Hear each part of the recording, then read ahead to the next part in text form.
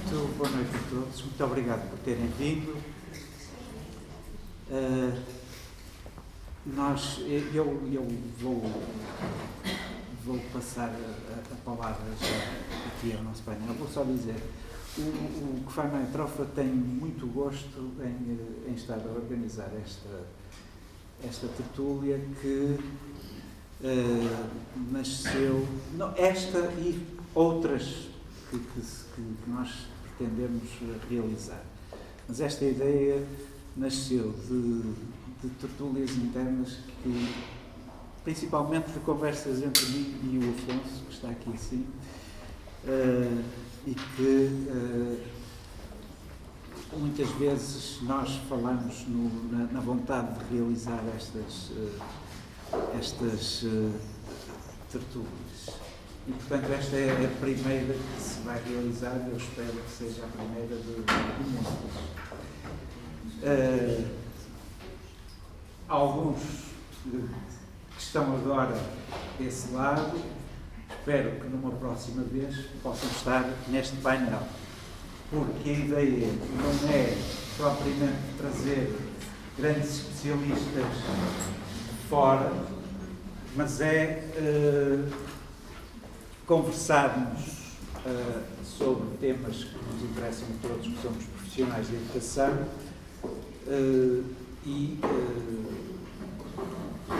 sem termos aqui, digamos, um papel de vir cá alguém dizermos coisas que não é essa a ideia. A ideia é, de facto, estarmos aqui em pé de igualdade e conversarmos acerca de temáticas que nos interessam. Desta vez, cabe à Ana Granja, que está a trabalhar no Centro de Formação como assessora, o papel de moderadora, e eu vou dar a palavra já para podermos cumprir o horário que nos comprometemos. Ana. Sou eu? Ok. Então. Ok, então, antes de mais nada, muito boa noite a todos. Agradeço também a vossa presença. Uma palavra também de agradecimento ao Cândido, a quem coube a iniciativa deste evento e também todo o esforço na sua organização. Uma palavra também de agradecimento ao Benjamin, que amavelmente nos acolheu na sua escola e nesta sala, que, para quem não sabe, é a futura Sala do Futuro, e por isso nós achamos que era um espaço carregado de simbolismo e por isso certamente um espaço muito inspirador para a reflexão que nós aqui vamos fazer. Eu vou começar por apresentar os palestrantes, os convidados, e vou começar pelas senhoras, pela Carmen. Pronto, então a Carmen Madureira é professora de Biologia no agrupamento de escolas de Águas Santas. Aqui à minha esquerda temos o Afonso Magalhães, que é professor de Filosofia da Escola Secundária da Maia, neste momento numa situação que causa inveja a muitos professores, que está em situação de aposentação. E depois aqui à minha direita temos o Marco Bento, que é professor do primeiro ciclo e que se encontra a fazer um doutoramento sobre o uso dos dispositivos móveis em contexto educativo. Como puderam perceber, foi uma apresentação muito breve, omissa e que obviamente não faz justiça ao currículo dos palestrantes, que têm trabalho produzido em termos de investigação, também na formação de professores, mas isto obedeceu de facto a um propósito, foi negociado com eles. Porque de facto nunca houve a pretensão nem há de apresentar nenhum deles como especialista em qualquer área, mas sim como profissionais de educação que aceitaram partilhar o seu sentir sobre questões transversais da educação que naturalmente nos desafiam e nos inquietam a todos. E sobretudo eu acho que esta tertúlia tem esse mérito, que é o de responder a uma necessidade que nós todos os professores vamos sentindo, eu acho, que é a necessidade de parar para pensar. Nós estamos tão assoberbados de tarefas, os desafios que se colocam à nossa profissão são tantos, que efetivamente falta-nos às vezes tempo para parar, para refletir, para definir políticas de atuação, rumos que queremos seguir. E a propósito disso eu trouxe para partilhar convosco uma frasezinha de um pedagogo espanhol, o Miguel Ángel Guerra, que nos diz qualquer coisa como isso. Ele diz-nos assim: nós educadores assemelhamos-nos ao transeunte que corre apressado pela rua e que quando alguém lhe pergunta onde vai com tanta pressa, responde ofegante que não sabe exatamente, mas que não pode parar para pensar nisso porque não tem tempo. E nós, de facto, muitas vezes não temos tempo. Então eu vou começar pelas questões, a apresentar questões aos nossos convidados, mas mais do que questões, são provocações, são desafios. É isso que me interessa fazer e que espero que essas provocações suscitem uma reflexão partilhada e um confronto salutar entre olhares que são naturalmente diferenciados. E então, para a primeira provocação, eu escolhi um excertozinho de uma entrevista concedida ao Jornal Expresso no dia 19 de março de 2016, curiosamente está mesmo quase a fazer um ano, uma entrevista de um diretor de agrupamento de escolas, onde ele coloca uma questão que a todos nos deve inquietar e desafiar. E então a questão é esta: gostava de saber se há alguém que prefira ser operado numa sala de cirurgia de há 40 anos ou numa atual, com equipamento moderno. Com o ensino é a mesma coisa. Ora, na verdade, não obstante as múltiplas transformações que a nossa sociedade tem protagonizado nas últimas décadas, a verdade é que as nossas escolas continuam a manifestar preocupantes parecenças com as escolas do século XIX. Não só ao nível dos processos de ensino-aprendizagem, mas também nas suas configurações espaciais, temporais e até nas suas gramáticas organizacionais. E assim, sem perspectivar para já o que queremos e ansiamos ter, mas centrando-nos por agora naquilo que realmente temos, a minha primeira questão é esta: quais são os principais problemas com que se debate a escola atual? E como podem perceber, a questão é suficientemente abrangente para estarmos aqui a noite toda à volta dela. Pronto, e então eu vou começar pela Carmen. Boa noite, que estou cheia de sorte, como podem perceber, não é? Por ser a primeira. Também agradeço o convite que me foi feito. Eu realmente não sou especialista em nada e estou aqui, penso eu, porque sou professora como todos nós e para partilhar convosco algumas das nossas preocupações. Eu identifico, ou eu gostaria de identificar os problemas da escola atual, começando por dizer que talvez fosse preciso implodir o Ministério da Educação e começar tudo de novo, mas isto é fácil de dizer. Aliás, já houve alguém que o disse e depois, em termos de prática, não nos agradou muito. Mas há um problema, efetivamente, e começando assim por aquilo que me parece mais geral, que eu acho que era importante nós refletirmos. As nossas crianças, os nossos adolescentes passam 12 anos da sua vida na escola. E a escola que nós efetivamente lhes estamos a oferecer, não sei se responde àquilo que pretendemos que os nossos adolescentes venham a ser enquanto profissionais, enquanto homens, enquanto mulheres, enquanto adultos. E uma das coisas que a mim me incomoda é nós vermos a escola como algo que responda principalmente aos nossos problemas de ordem financeira, ou que responda a problemas que tenham a ver com a afetação de diferentes recursos educativos. E assim se tenham formado agrupamentos, não de uma forma natural, mas de uma forma imposta, que muitas vezes não trazem identidade que a escola precisa. Os projetos educativos que os agrupamentos têm são efetivamente sentidos por todos como um projeto seu, enquanto agrupamento. Estes agrupamentos, as junções que se fizeram de escolas, vieram responder a quê? Porque senão, e não falando particularmente aqui na Maia, mas em outras escolas, por exemplo em Hermesinde, há agrupamentos que são formados por escolas distantes e escolas que estão separadas por uma avenida não fazem parte do mesmo agrupamento. Como é que isto se justifica? O que é que esteve por trás da formação destes agrupamentos? Que preocupações estiveram por trás da criação destes agrupamentos? Que consequências é que isso trouxe depois em termos de vivências de escola? Claro, mudou-se o exterior, fizeram-se umas obras, dourou-se a pílula, mas os alicerces destes agrupamentos, na maior parte das situações, estão muito frágeis ainda. E eu acho que isso é problemático.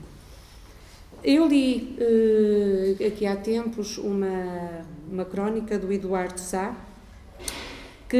e gostei daquilo que li, que ele dizia que temos que reinventar a escola. E o principal papel da escola é ligar. Ligar o quê? Ligar conhecimentos, ligar pessoas, ligar necessidades especiais e sucessos educativos, ligar o aprender e o brincar, ligar o repetir e o recriar, ligar o estudo e a experiência, ligar a ciência, a tecnologia, a humanidade, ligar a instrução e a educação.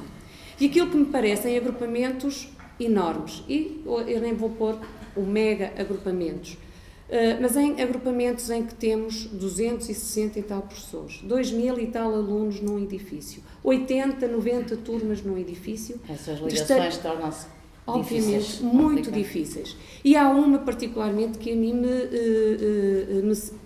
me faz mais impressão, como é que nós vamos ligar pessoas, porque a escola está muito construída, ou tem que estar muito construída, na ligação que as pessoas que vivem naquela escola e vivem muitas horas, estabelecem entre si. Portanto, parece-me que esta questão dos agrupamentos, em vez de fazer estas ligações, veio fazer o contrário, veio, em alguns casos, desligar. E eu até estou e trabalho num agrupamento de que gosto muito, e que é o melhor agrupamento, segundo o meu diretor diz, da zona, obviamente, da zona, é o melhor agrupamento de Águas Santas, e efetivamente, eu confirmo que sim, que é o melhor agrupamento de Águas Santas, e em que há uma preocupação enorme em fazer esta ligação, mas estas ligações são difíceis e todos os dias nós temos que tentar fazer estas ligações e não nos esquecermos nunca que a escola é feita por pessoas também e para as pessoas, por indivíduos e para os indivíduos. E por isso, e penso muito ligado com isto, vem um segundo problema que eu identifico, que é o ensino estar, hoje em dia, muito virado para, eu não lhe chamo sucesso, eu chamo o rendimento escolar. O que é que interessa, o que é que nós ouvimos falar em testes internacionais, em classificações internacionais, que inclusivamente determinam políticas educativas a seguir e que condicionam políticas e escolhas educativas a seguir, e os resultados internos das escolas e as avaliações externas dos alunos e da performance dos alunos nas avaliações externas. Eu acho que é preciso minimizar a importância que se dá a isto. Porquê? Porque isto é inibidor da criatividade e da inovação. Nós preocupamos-nos tanto em que os resultados sejam bons e para isto nós fazemos o quê? Insistimos e não damos aso a que haja a tal imaginação e a tal inovação. É curioso vermos que um estudo que a Organização Mundial de Saúde fez em 42 países, com adolescentes até aos 15 anos. Cândido, podes mostrar a imagem, por favor? Eu trouxe só os gráficos para verem os resultados, que são um bocadinho... eles dizem-nos que não conseguem ver, pois não? Não. Pois, eu disse. Eles dizem que cerca... Não dizem nada, pois não? Dizem que 26,9% dos alunos não gostam da escola. O resultado pior que este no não gosto foi da comida da cantina. Porque, de resto, todas as outras avaliações eram mais positivas do que isto. Podem dizer 26,9 é pouco. É pouco. Não é. É muito. O que nós pretendemos é que os alunos gostem da escola. E isto é assustador. Há uns anos atrás nós estávamos numa situação bem melhor.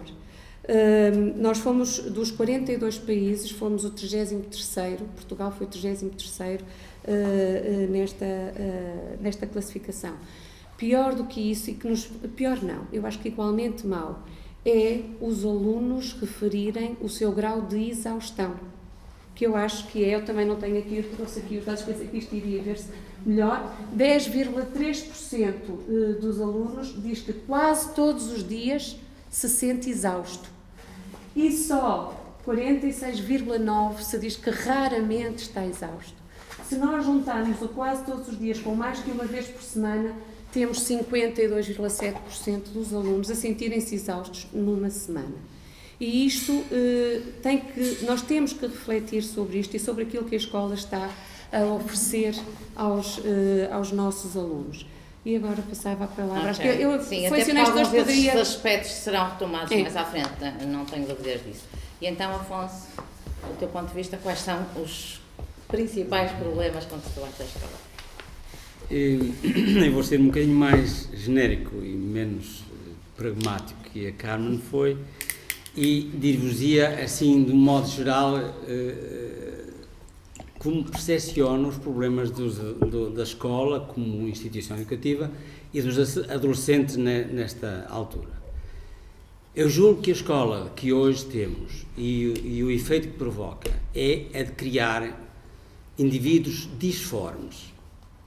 Ou seja, nós temos escolas a produzirem indivíduos grandes cabeçudos, como um gigantone, com uma grande cabeça, cheia de matérias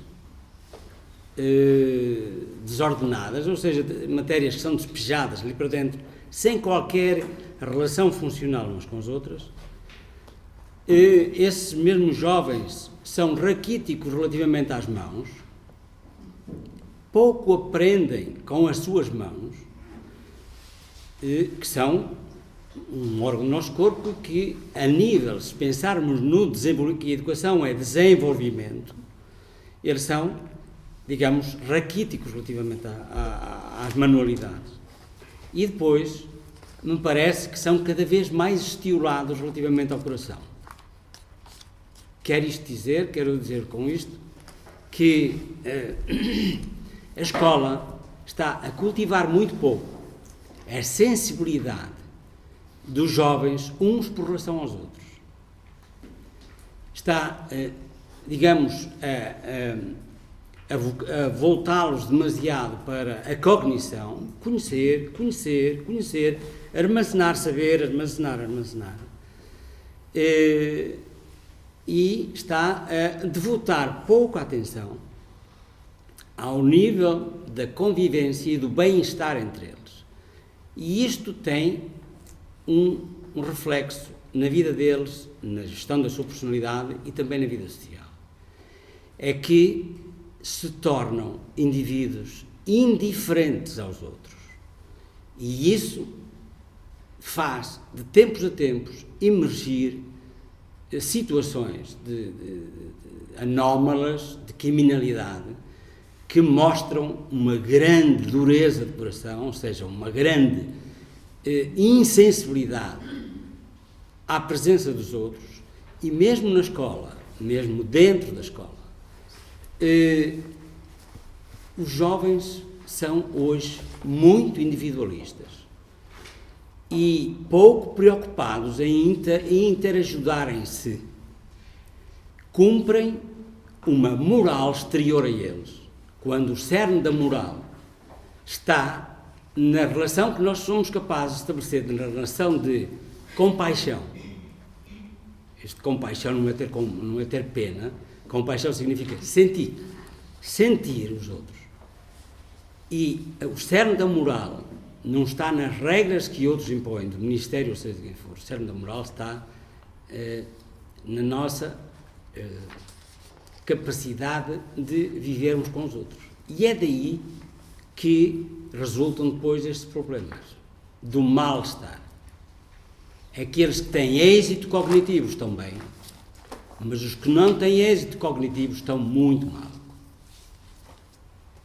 E a escola marca negativamente muitas vidas, sem fazer nada para isso. Isso preocupa-me verdadeiramente na escola que hoje temos. Ok, Afonso, muito obrigada pelo contributo. Vamos passar ao Marco. Bom, Eu vou traduzir o problema desta forma. Por certo, alguns de vocês já ouviram a frase: estamos com salas do século XIX, professores do século XX e alunos do século XXI. E se traduzirmos isto agora em problemas mais específicos, nós e todos vocês encontram alunos que têm um perfil completamente diferente daquilo que nós fomos enquanto alunos e de outros alunos que nos passaram pelas mãos. E esse tipo de aluno que nós temos, nós não estamos a conseguir lidar com ele. Esse é um dos problemas. Até porque nós esquecemos que este novo aluno que temos hoje nas escolas pensa, de facto, cognitivamente diferente daquilo que alguma vez pensámos. E aquilo que nós estamos a ver enquanto educadores, ele não está a ver enquanto aprendente. A questão dos professores vai ser um problema eterno, porque nós vamos andar sempre a correr atrás dos alunos como andaram a correr atrás de nós. Portanto, é assim, mas podemos melhorar. E podendo melhorar, de facto, aquilo que eu encontro são práticas pedagógicas desatualizadas, tendo em conta exatamente este tipo de aluno que nós temos hoje. Portanto, se eu identifico este aluno, eu posso ter práticas diferentes para conseguir envolver aquele aluno na escola. E quando falamos em escola, também gostaria eu aqui vou responder com uma pergunta, que é: quantas vezes é que nós já paramos para pensar o que é a escola? E o que é que nós queremos como escola? Mas a escola é o quê? Continua a ser isto? Por acaso acho que está melhor, porque já tem menos parede, não é? Portanto, o que é a escola e o que é que nós queremos enquanto escola? Isso leva-me àquilo que é, para mim, o problema essencial para todos nós, que se chama avaliação. E quando falamos em avaliação, esse é o nosso maior problema. Desde a avaliação que nós fazemos aos alunos, a avaliação que é feita aos professores, a avaliação que é feita ao sistema, e todo esse sistema e todas as listas, os rankings, etc., todo este sistema condiciona todos estes mini problemas que depois passam a ser macros e por aí adiante. Portanto, eu enquadro no processo de avaliação, seja ele qual for, como o problema maior, para depois vocês percebem-se traduzindo estes pequenos outros problemas. Resumidamente, no meio de tanto, não é? Ok, muito obrigada, Marco. E vamos então passar à segunda provocação.